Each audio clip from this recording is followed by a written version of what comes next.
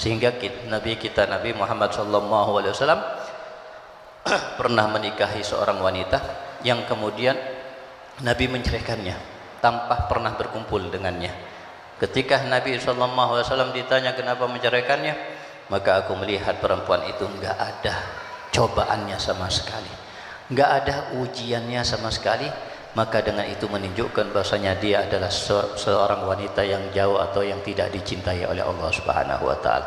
Ada juga suami istri yang hidup dalam keharmonisan, hidup dalam kebahagiaan, hidup dalam kesenangan, enggak ada susah, enggak ada percekcokan, enggak ada kesulitan rezeki, diberikan keluarga yang bahagia. Tapi tahu-tahu si suami ini meminta kepada istrinya untuk pisah, minta kepada istrinya untuk cerai. Si istri yang meminta kepada suaminya untuk menceraikannya, diceraikan anak.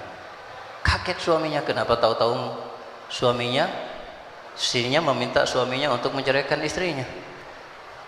Kenapa itu mau menceraikan anak? Pokoknya ceraikan anak.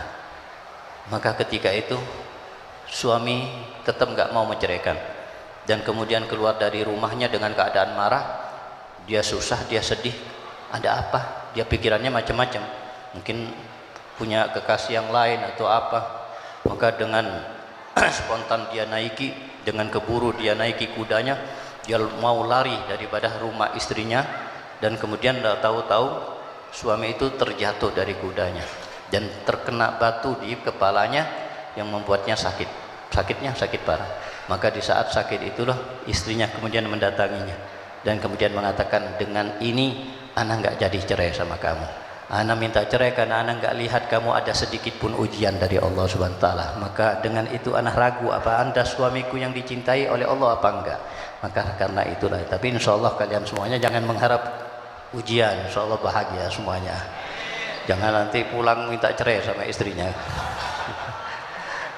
Itu hanya kalau diberikan oleh Allah ujian, ya kita sih siap. Tapi kita bukan mengharap ujian. Nahnu lasna ini min ahlil bala.